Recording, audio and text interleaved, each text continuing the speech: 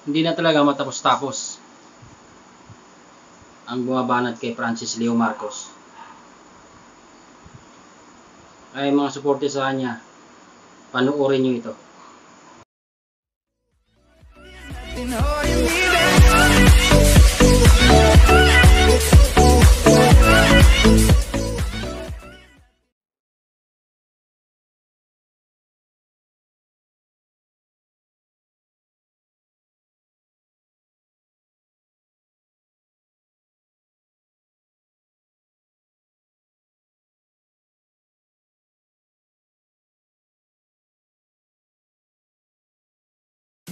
Ngayon magbibigay lang tayo ng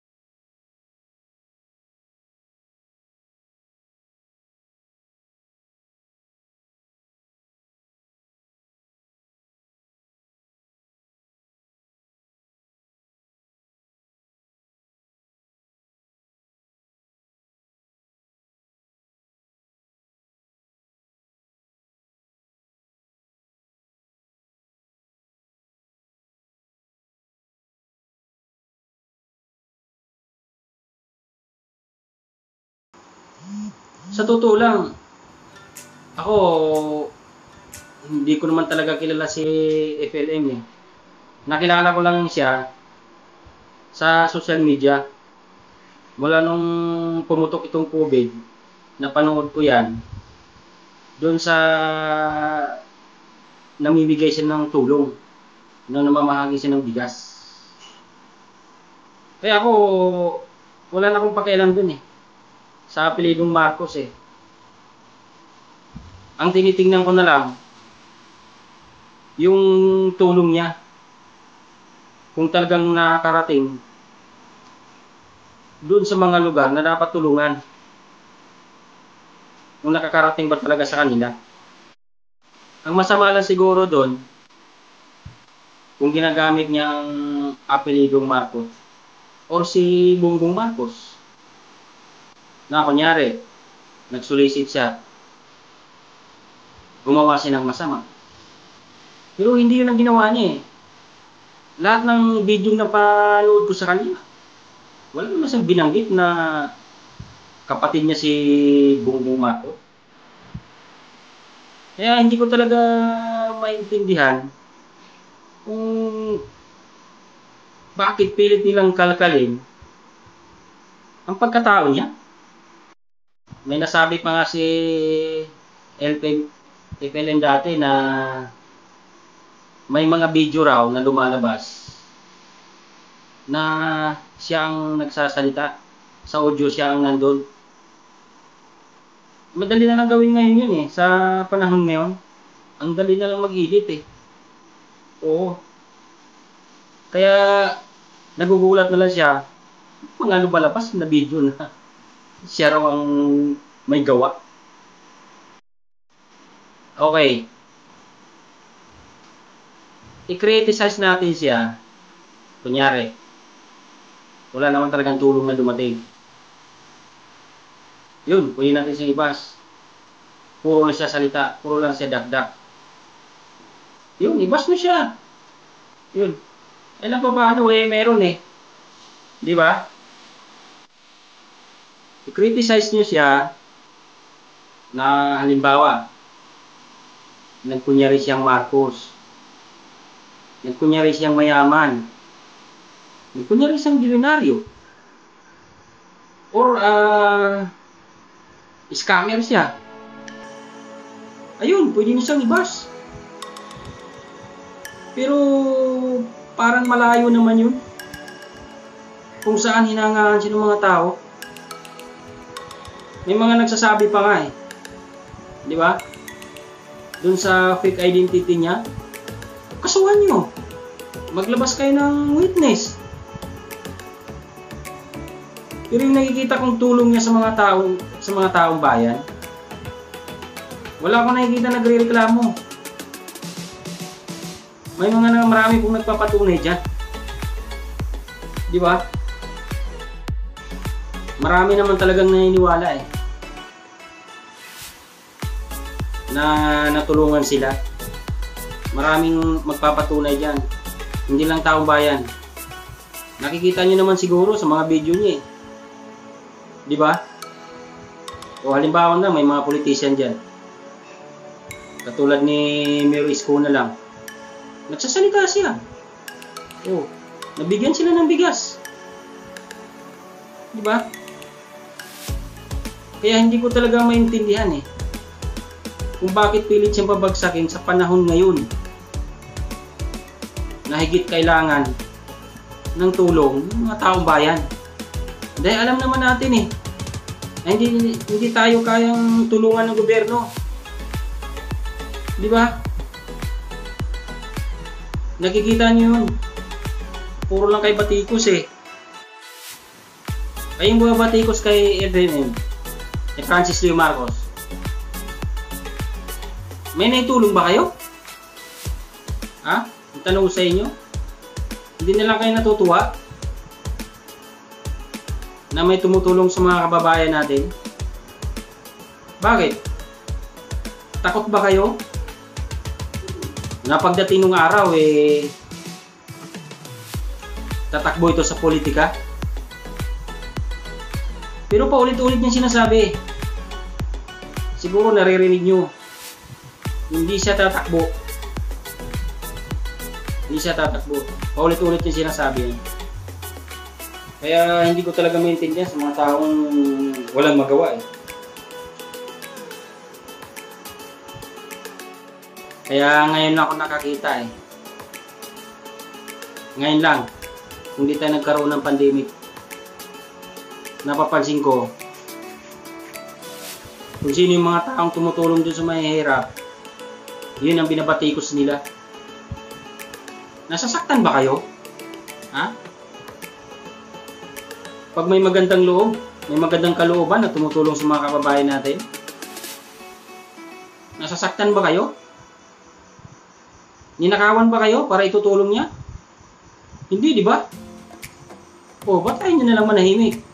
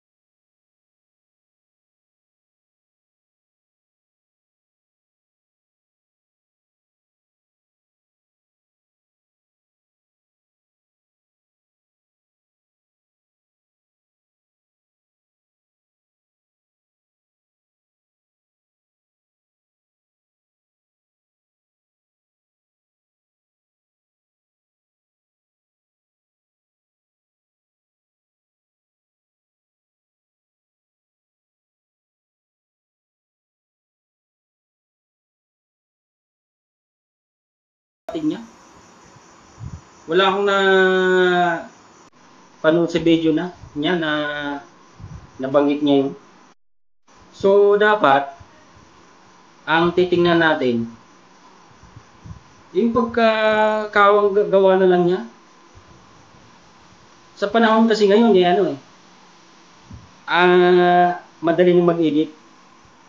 Pwede kang gawang-gawa ng kwento. Pwede gawang-gawan ka ng video na palalabasin ikaw yun. Madali na lang ngayon yan. Di ba? Bakit natin pilit pabagsakin yung taong tumutulong lang naman sa atin? Hindi mo naman siya kilala. Hindi ka rin niya kilala. Ang makikita mo lang yung pagtulong niya, yung pamimigay niya ng bigas, gatas, kalabasa, kung ano-ano pa yung mga tulong na ginagawa niya, di ba? Kaya hindi talaga pumasok sa isipan ko na kalkalin ko pa yung pagkatao niya, kung sino man siya. Ang importante, nakatulong siya. Wala na akong pakialam doon. Bakit? Pag nalaman ko ba, pwede ko pa siyang kasuhan? Hindi.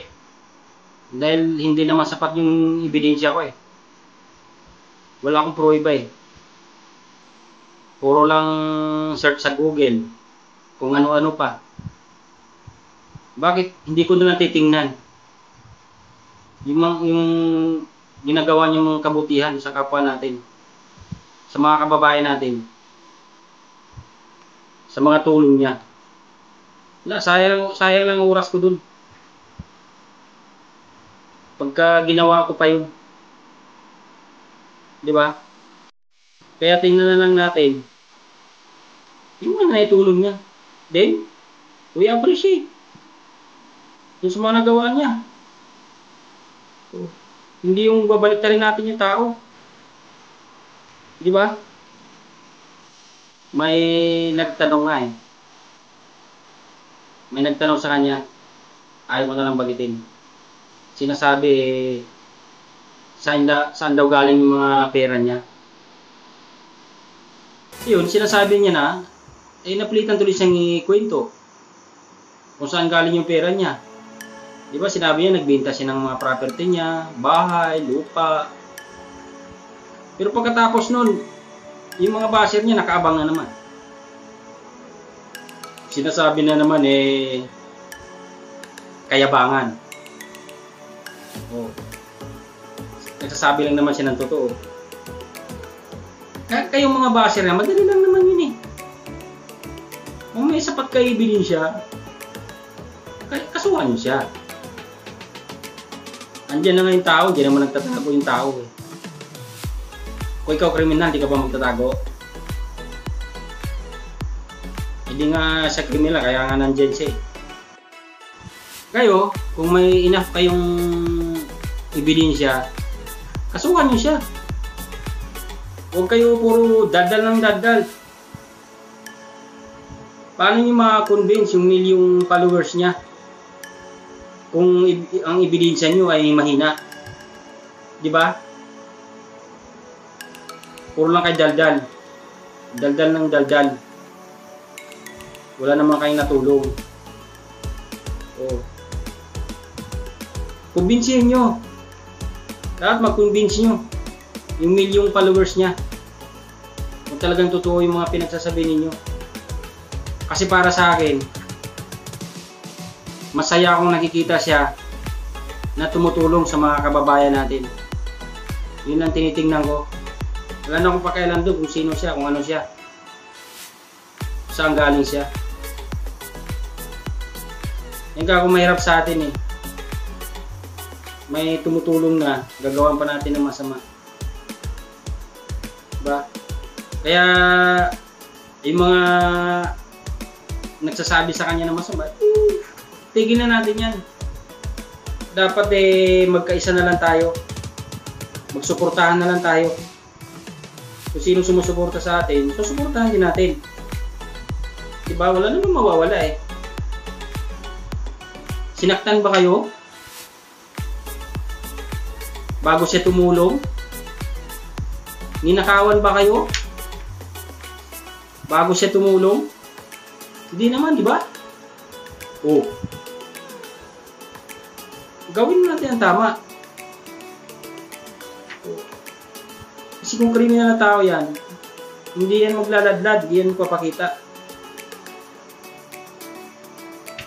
Yun lang masasabi ko. Kaya maraming salamat sa inyo, sa inyong panonood. Kung di pa kayo nakapag-subscribe sa aking YouTube channel, huwag niyong kalimutan mag-like,